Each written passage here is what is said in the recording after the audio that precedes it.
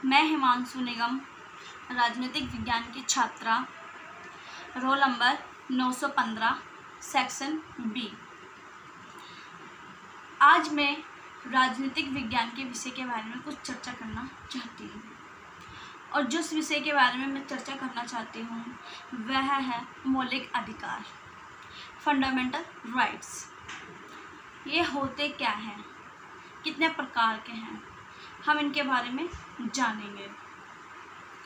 मौलिक अधिकार, हम ये जानते हैं कि किसी भी स्वतंत्र राष्ट्र निर्माण के मौलिक अधिकार तथा नीति निर्देशित तत्व के बिना स्वतंत्र जो लोकतंत्र है, जो संविधान है, वो अधूरा है। और ये जो तत्व हैं मौलिक अधिकार और नीति निर्देशक तत्व जो हैं, ये महत्वपूर्ण भूमिका निभाते हैं। बात करते हैं मौलिक अधिकार की। भारतीय संविधान में सभी नागरिकों को अधिकार, अपने सामूहिक रूप से जीने के अधिकार, राज्य द्वारा दिए गए अधिकार प्रदान है। इन्हें हम मौलिक अधिकार कहते हैं। मौलिक अधिकार को व्यापक 6 श्रेणियों में बांटा गया है, 6 प्रकार की श्रेणियों में बांटा गया है। और ये मौलिक अधिकार जो है संविधान को गारंटी देते हैं और हम जनता को यानी कि नागरिक को मौलिक अधिकार के प्रति अपना कर्तव्य भी निभाना चाहिए। हम जानेंगे कि मौलिक अधिकार जो हैं किस प्रकार से हैं, क्या है, क्यों है, ये हम सब जानेंगे। पहले हम जानेंगे कि मौलिक अधिकार का अर्थ क्या होता है। मौलिक अधिकार उन अधिकारों को कहा जाता है जो व्यक्ति के जीवन के लिए बहुत आवश्यक तत्व हैं और उनका होना बहुत ज़रूरी है।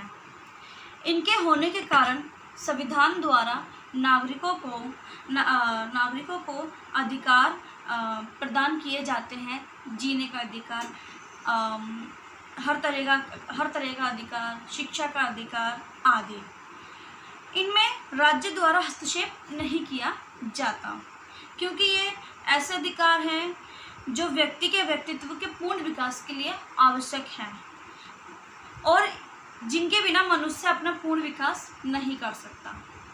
यानी कि कहने का अर्थ ये है कि अधिकार के बिना व्यक्ति अपना विकास नहीं कर सकता, क्योंकि अधिकार वैसे तो मनुष्य का अगर देखा जाए कि जन्म से ही प्रदान होते हैं। ये जो अधिकार हैं मौलिक अधिकार, वैसे तो ये प्राकृतिक अधिकार हैं पर इन्हें संविधान द्वारा गारंटी दी गई है, क्योंकि जन्म का अधिकार, जीने का अधिकार, ये तो व्यक्ति का अधिकार है। फिर भी इसे संविधान द्वारा गारंटी दी गई है क्योंकि इसका कोई उल्लंघन ना कर सके। अपनी अपनी मर्यादा में अधिकारों का पालन करें और अपने अधिकार प्राप्त करने चाहिए। मर्यादित शासन को जो है स्थापित करता है ये एक तरीके से, जो मानवीय शासन से भिन्न होते हैं। बात है कि मौलिक अधिकार कई कारणों से मौलिक हैं, यानी कि मौलिक हैं कई कारणों से। और ये क्यों मौलिक है इसके बारे में हम बात करेंगे।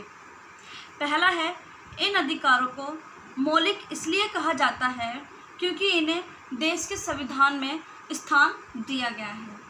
इसलिए कहा जाता है क्योंकि इनको देश के संविधान में जो है एक महत्वपूर्ण स्थान दिया गया है।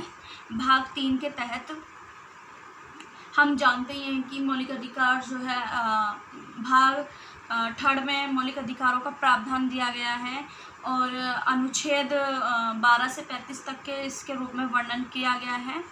मौलिक अधिकारों के बारे में ये बताया गया है और ये अधिकार व्यक्ति के प्रत्येक पक्ष के विकास हेतु मूल रूप में आवश्यक है। यानी कि व्यक्ति के पक्ष के रूप में बहुत ज़रूरी है। जब तक व्यक्ति का पक्ष नहीं होगा, अपनी बातें नहीं रख सकेगा, तो व्यक्ति का जब तक व्यक्ति उसको अभिव्यक्ति की आज़ादी नहीं मिलेगी एक तरीके से कहा जाए तो। और यह अधिकार इनमें अभाव में व्यक्ति का व्यक्तित्व का विकास अवरुद्ध हो जाएगा। अब जब तक ये नहीं मिलेंगे तो व्यक्ति का विकास जो है वहीं के वहीं सीमित हो जाएगा, आगे नहीं बढ़ेगा। इसलिए ये बहुत ज़रूरी है। इन अधिकारों का उल्लंघन नहीं किया जा सकता।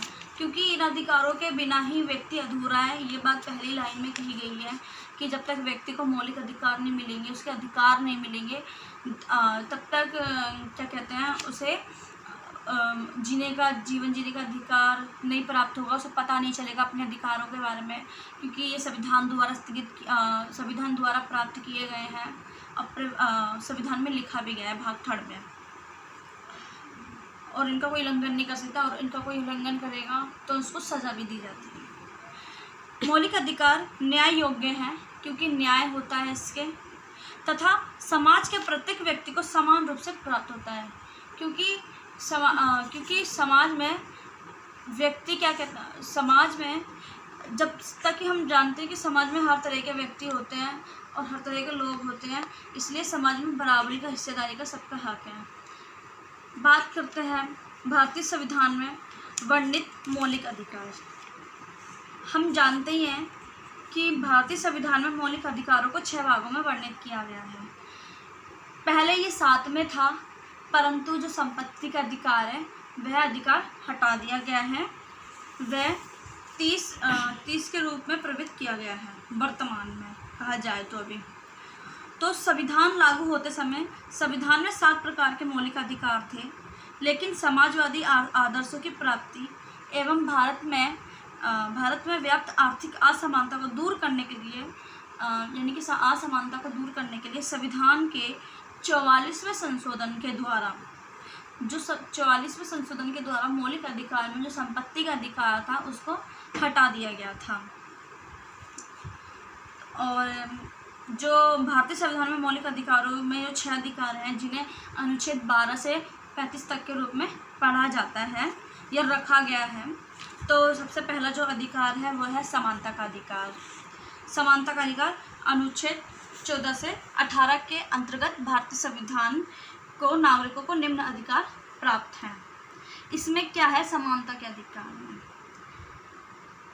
ये है समान संरक्षण का अधिकार, एक तरीके से कहा जाए तो, यानी कि व्यक्ति को समान अधिकार है समाज में रहने का, हर चीज़ पे अपना अधिकार जमाने का आधिपत्य हो सकता है, उसको किसी भी चीज़ से वंचित नहीं किया जा सकता। धर्म, मूल वंश, जाति, लिंग, सब बिना भेदभाव के उसको जीने का अधिकार है समान रूप से, उसको ये समानता का अधिकार है। लोक नियोजन के विषय में अवसर की समानता, उसको वो चाहे किसी भी जाति धर्म का हो, पर समानता जो है सबके लिए एक बराबर होती है। उसको लोक नियोजन में जाने का अधिकार है, वह किसी भी हिस्सेदारी में भाग ले सकता है। अस्पृश्यता का अंत, यानी कि हम जानते हैं कि पहले छूत ज़्यादा चलती थी, पर समानता के अधिकार के तहत इसको ख़त्म कर दिया गया है। दूसरी आती है स्वतंत्रता का अधिकार। ये जो है 21 से 22 के अंतर्गत भारतीय नागरिकों को इसमें भिन्न अधिकार दिए गए हैं। स्वतंत्रता का अधिकार, हम सभी जानते हैं कि जब व्यक्ति का जन्म होता है, जब से उसको स्वतंत्रता का अधिकार होता है, तो इसमें स्वतंत्रता का अधिकार कैसे है, किस तरीके से है, यानी कि व्यवसाय करने की स्वतंत्रता, किसी भी चीज़ की स्वतंत्रता, हर फील्ड में जाने की स्वतंत्रता, और क्या कहते हैं कुछ जैसे कुछ होते हैं इनमें कुछ अधिकार जो होते हैं भिन्नतापूर्ण होते हैं, पर उसमें भी स्वतंत्रता होनी चाहिए। आने जाने की स्वतंत्रता, किसी में भाग लेने की स्वतंत्रता, ये सब स्वतंत्रता का अधिकार है। व्यक्ति चाहे किसी भी जाति धर्म का हो, उसको स्वतंत्रता का अधिकार है, वह किसी भी चीज़ से वंचित नहीं किया जा सकता। फिर है शोषण के विरुद्ध अधिकार। ये अनुच्छेद 23 से 24 के अंतर्गत है। ये अनुच्छेद 23 से 24 के अंतर्गत है। पहला तो ये है कि मानव दुर्व्यवहार पे बाल श्रम का प्रतिषेध कहा जाए, यानी कि जब किसी भी जैसे 14 साल के जो बच्चे होते हैं, अगर किसी भी बाल श्रम यानी कि कोई फैक्ट्री में काम कर रहे हैं, तो उसको अधिकार है, लड़ने का, ताकि उसको जीने का अधिकार है। वो उसका शोषण कर रहा है, वो जो फैक्ट्री का जो मालिक है कहा जाए तो ये नहीं करना चाहिए। तो वो उसके लिए, जो बच्चा है वो उसके लिए लड़ाई कर सकता है। ठीक है, उसको सज़ा मिलेगी। कारखाने आदि 14 वर्ष के बालकों को नियोजन का प्रतिषेध माना जाता है, यानी कि लड़ाई और कहा जाए तो मतलब 14 साल के बच्चों को काम नहीं करना चाहिए, क्योंकि ये उसका शोषण हो रहा है एक तरीके से। फिर चौथा जो है धार्मिक स्वतंत्रता का अधिकार, ये 25 से 28 के अनुच्छेद के रूप में नागरिकों को भिन्न अधिकार दिए गए हैं। इसमें पहला है कि धर्म को अबाध रूप से मानने, आचरण और प्रचार करने की स्वतंत्रता, यानी कि व्यक्ति चाहे किसी भी धर्म का हो, उसको अपने धर्म के प्रति वो अपने समाज में उसका आचार प्रचार कर सकता है, उसको अधिकार है। धार्मिक कार्य में प्रबंध की स्वतंत्रता, वो किसी भी धर्म का हो, वो उस पर कोई रोक टोक नहीं होगी, राज्य इस पर रोक नहीं लगा सकता, उसको अधिकार है अपने धर्म का प्रचार करने का। और कुछ शिक्षा संस्थाओं में धार्मिक शिक्षा या धार्मिक उपासना में उपस्थित होने के बारे में स्वतंत्रता, चाहे उसका अगर किसी और दूसरे धर्म में जाने का मन कर रहा हो तो वो जा सकता है, आचरण ले सकता है, कोई प्रतिबंध नहीं लगाए जा सकते उस पर, हम ये जानते ही हैं। और पांचवा है संस्कृति एवं शिक्षा संबंधी अधिकार, ये 29 से 30 के बीच में है। ये भी बहुत ज़रूरी है। शिक्षा संबंधी अधिकार जो हम जानते ही हैं, देश के समूचे लोग और बच्चों के लिए भी बहुत ज़रूरी है। पहला जो है इसमें है किसी भी वर्ग के नागरिकों को अपनी संस्कृति सुरक्षित रखने की, भाषा बचाए रखने का अधिकार है, यानी कि संस्कृति के बारे में है, वो अपनी संस्कृति को बनाए रख सकता है, बचाने का अधिकार है, अपनी भाषा बोल सकता है। ये नहीं है कि किसी के दबाव में आके कोई दूसरी भाषा का उच्चारण करे, उसको अपनी भाषा का उच्चारण करने का पूर्ण रूप से अधिकार है, इस पर कोई प्रतिबंध नहीं लगा सकता, हम ये भी जानते हैं।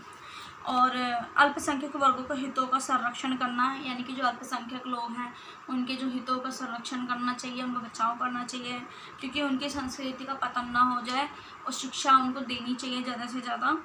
फिर शिक्षा संस्थाओं की स्थापना और प्रशासन करने का अल्पसंख्यक वर्गों का अधिकार, हम जानते ही हैं क्या कहते हैं कि जो अल्पसंख्यक लोग हैं, जो शिक्षित नहीं हो पा रहे हैं, कुछ लोग जो थे पहले ज़माने के, तो अब उनके लिए संस्थाएं खोली गई, और अब तो सबको अधिकार है, समान अधिकार है, सबको स्कूल जाने का अधिकार है, तो ये बहुत ज़रूरी हो गया है। और संपदा आदि अर्जन जो है अनुच्छेद 21 के तहत हम जानते हैं कि जो संपदा अर्जित करने का अधिकार है सभी को, और कुछ अधिनियमों और विनियमों का विधि मान्यकरण करना बहुत ज़रूरी है, क्योंकि अधिनियमों का पालन भी बहुत ज़रूरी है। जब तक अधिकार क्या सीमित भी है, असीमित, क्योंकि सीमित में रहना भी बहुत ज़रूरी, नहीं तो दूसरे अधिकारों का भी उल्लंघन हो सकता है। और कुछ निर्देशक सिद्धांतों को अप्रभावित करने वाली विधियों की प्रवृत्तियाँ भी सम्मिलित होती हैं, हम ये जानते हैं। अब बात आती है छठा संवैधानिक उपचारों का अधिनियम, ये अनुच्छेद 32 से 35 के रूप में दिया गया है, और इस अधिकार को डॉक्टर भीमराव अंबेडकर ने संवैधानिक उपचार का जो अधिकार है उसको संविधान का हृदय और आत्मा की संज्ञा दी है, क्योंकि ये बहुत महत्वपूर्ण अधिकार है कहा जाए तो। और इसमें जो है इस अधिकार के अंतर्गत 6 प्रकार के प्रावधान दिए गए हैं।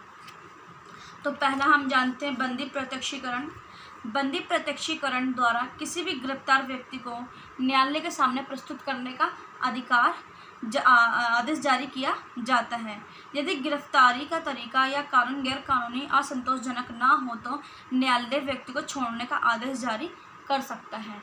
इसमें यह कहा गया है कि यदि व्यक्ति को गिरफ्तार किया गया है तो किस वजह से किया गया है, गैर कानूनी रूप से तो नहीं कर लिया गया है कि उसने कोई जो है कि गैर कानूनी कोई कानून काम ना किया हो, गैर कानूनी काम ना किया हो और उसको ज़बरदस्ती गिरफ्तार कर लिया, ऐसा भी नहीं होना चाहिए। और उसको 24 घंटे के अंदर उसको न्यायालय में पेश करना चाहिए कि किस वजह से वो गिरफ्तार किया गया है। तो ये एक महत्वपूर्ण बिंदु है। तो न्यायालय एक आदेश जारी करता है। दूसरा है परमादेश। यह आदेश उन परिस्थितियों में जारी किया जाता है जब न्यायालय को लगता है कि कोई सार्वजनिक पदाधिकारी अपने कानूनी और संवैधानिक कर्तव्यों का पालन नहीं कर रहा और इससे किसी भी व्यक्ति को मौलिक अधिकार का प्रभावित हो रहा है। यानी कि ये इसलिए ज़रूरी है कि अगर लगता है कि किसी भी व्यक्ति का अधिकार का हनन हो रहा है तो ये परमादेश जारी किया जाता है। ये सार्वजनिक रूप में है। निषेधाज्ञा है जब कोई निचली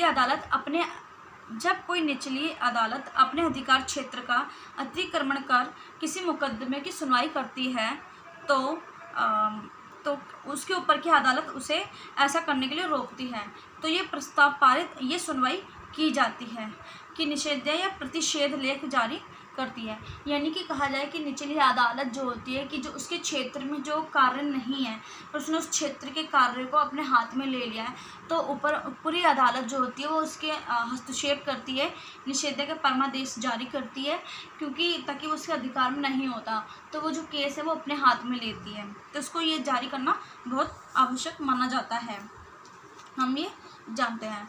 अब है अधिकार पृष्ठ। जब न्यायालय को लगता है कि कोई व्यक्ति ऐसे पद पर नियुक्त हो गया है जिस पर उसका कोई कानूनी अधिकार नहीं है तब न्यायालय अधिकार पृष्ठ आदेश जारी कर व्यक्ति को उस पद से कार्य करने को रोकता है। यानी कि कहा जाए कि जब व्यक्ति वह व्यक्ति की अगर कोई कार्य कर रहा है या उस जो पद है उसके लिए वो नहीं है, इच्छुक नहीं कह सकते, वो नहीं है, कहते हैं हक उस क्या कहते हैं नियुक्त होने के लायक नहीं है तो वो व्यक्ति को उस पद से हटा सकती है, ठीक है, हटा सकती है तो ये जारी कर सकती है। उत्प्रेक्षण रेट है जब कोई निचली अदालत या सरकारी अधिकारी बिना अधिकार के कोई कार्य करता है तो न्यायालय उसके समक्ष विचाराधीन मामले को उससे लेकर उत्प्रेक्षण द्वारा उसे ऊपर की अदालत समक्ष अधिकारों को हस्तांतरित कर देता है। यानी कि कहा जाए तो अगर कोई निचली अदालत के सरकारी अधिकारी बिना अधिकार के कोई कार्य कर लेता है तो वो जो ऊपरी अदालत है तो उसमें हस्तक्षेप कर सकती है। ये बहुत ज़रूरी है।